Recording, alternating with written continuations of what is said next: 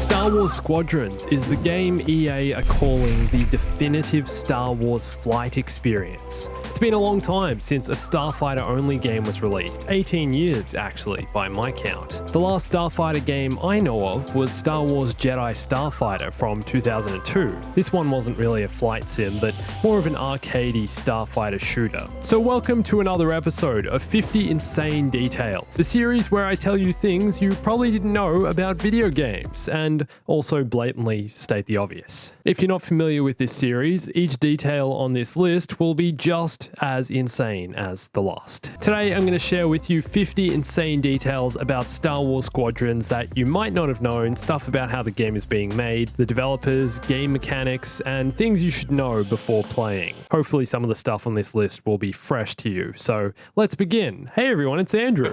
So a few weeks ago, Polygon published an interview with Ian Fraser, the creative director of Motive Studios. And some of the information on this list will be coming from that interview because I haven't seen it posted anywhere else. Okay, so first up, the dev team working on Star Wars Squadrons at Motive Studios is made up of game devs with different backgrounds and industry experience. Part of the team is made up of former BioWare employees, another Canada-based EA studio who developed The Old Republic. Then there are developers who worked on Battlefront 2 story mode, and then also new people, but there's a lot of Star Wars experience across the team working on this game, and also lots of people who played games like Rogue Squadron and X-Wing vs TIE Fighter when they were released roughly 20 years ago. Ian Fraser went into that in this interview, how they had experience playing these old games, so lots of Star Wars fans and experience building this game. You might have noticed the art style and cockpit design in Star Wars Squadrons. The cockpits were designed to look like the Industrial Light and Magic props used during filming of the original Star Wars film in the 70s. They're trying to build this game based off how those props were made, and I think you can see this in how much you'll be interacting with buttons on the dashboard. It's very tangible, lots of things to press and touch. To build this game, the developers went back to the core of starfighters in Star Wars and what they were first inspired by. The way the starfighters move and behave in the original films is inspired by World War II aerial combat footage, and this is significantly different to how spaceships move in different franchises like Star Trek and Battlestar Galactica. The fact Star Wars dogfights feel so thrilling and fast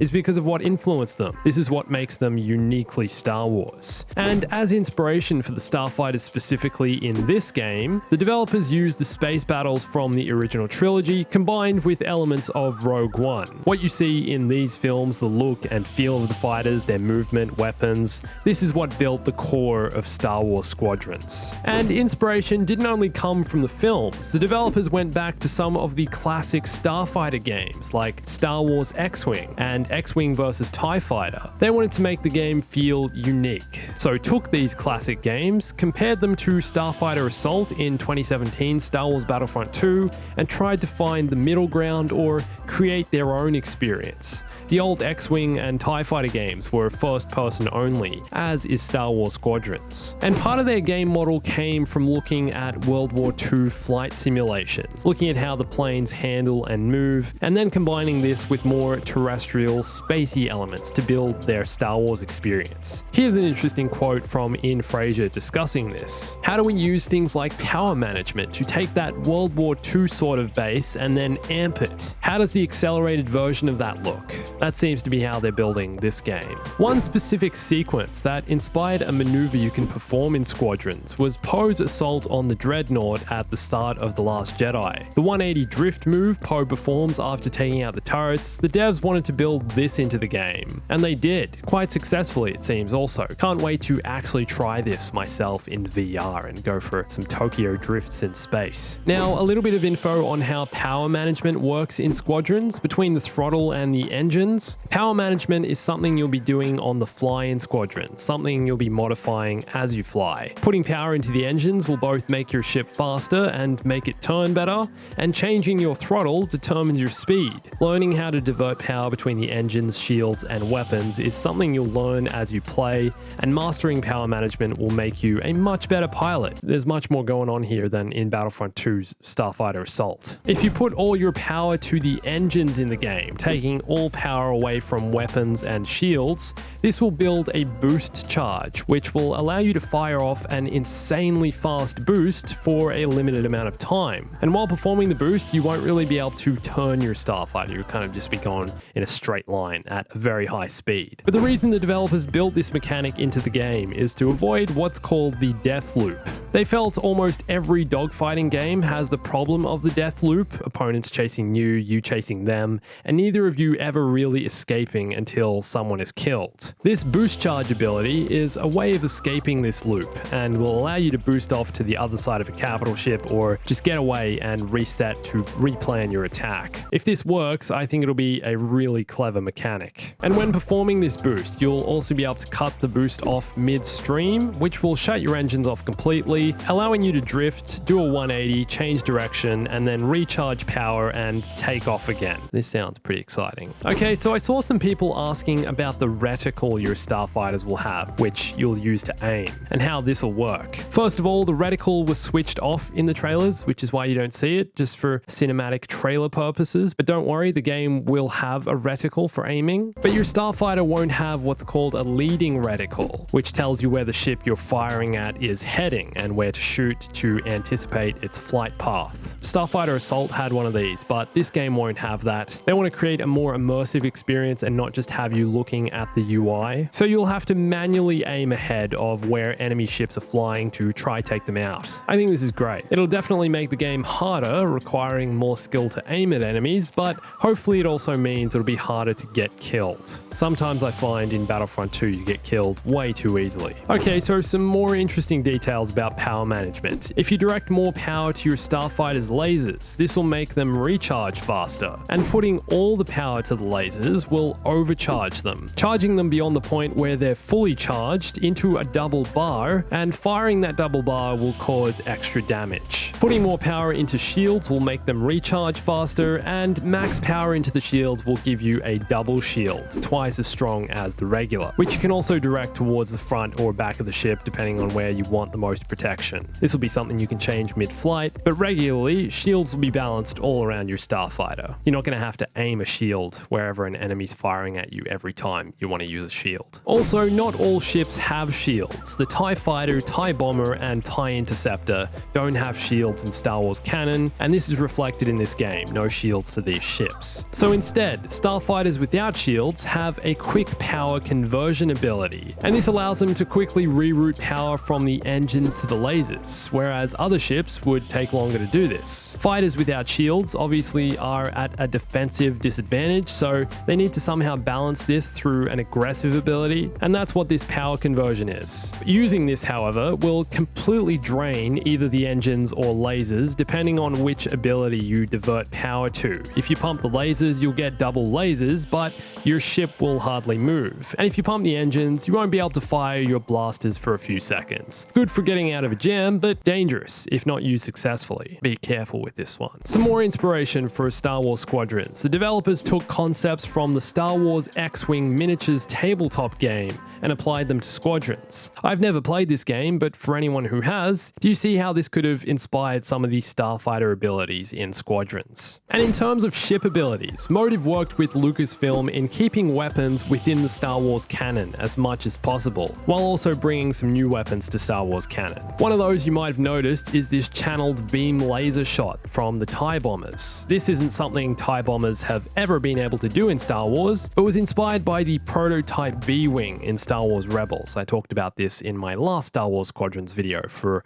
all of you who've stuck around. And this is how the developers are building customization into this game. It's not about weapon damage, like weapons doing 5% extra damage if you add this customization option. It's nothing like that. That's what the devs are trying to stay clear of. Instead, it's chunkier stuff that makes a real difference, like different weapon abilities and behaviors, different missiles and torpedoes, lots of customization. And all abilities will have some sort of trade-off. One example the devs gave is the reflect hull. This will make your ship much more fragile, but will give you stealth abilities and hide your ship from enemy radars. The developers have even said customization will prevent any two battles in Squadrons from being the same, because you'll have 7 different customization slots for your ship, with 60 confirmed customization options to choose from, and all 5 players on each team will have a different setup. That's how the developers plan to keep this game feeling fresh and and each fight feeling unique. Star Wars Squadrons won't have hyperspace tracking, which is just one example of how the devs are trying to fit Squadrons into Star Wars lore. They're sticking to the lore. Hyperspace tracking wasn't invented at this point in the Star Wars timeline. This is the same as TIE fighters not having shields. They don't have shields in the lore, so they don't have them in the game. Makes perfect sense. The story mode of Star Wars Squadrons, and I guess also the online multiplayer, seeing as though you'll be flying all the ships and around all the planets from the story, is set closely after the Battle of Endor, but well before the Battle of Jakku. And the plot of this game will play a significant role in explaining how the Rebels, or New Republic, eventually win the Battle of Jakku, which is what we see in Battlefront 2 story mode. I think this will have something to do with the Starhawk project, building and protecting these New Republic capital ships. I think seems to be a big part of this game's story. And Star Wars Squadrons will actually begin with a prologue, set right after the Death Star has blown up Alderaan in A New Hope. It'll be interesting to see the Rebels' reaction to this in the game. And if you didn't notice, on this character creation screen we get in the trailer, this here is actually the Rebellion's symbol and not the New Republic's, meaning you'll be creating and customizing your character as a rebel when the story begins. After you complete the prologue in Squadrons, you'll have the option to either continue playing through the game's story or just jump straight into online multiplayer. So when initially starting work on Star Wars Squadrons, the developers created a prototype for the game, and after that it only took them an additional week of work to get the game running in VR. The game was built from the ground up, and the developers were aware of the smaller audience a VR game would attract from a business standpoint. You're not going to sell as many VR games as you will non-VR games, not yet anyway. But they said they wanted to also make it VR because they thought it was cool, and I'm really glad they did. And obviously the project was initially inspired by the Star Wars Battlefront Rogue One X-Wing VR mission. This mission was only about 15 minutes long, so the devs' attitude towards this game was, can I just have a lot more of this? Well, yes you can. We'll build that. And I'm so glad they did, because even though it was short and kind of like a demo,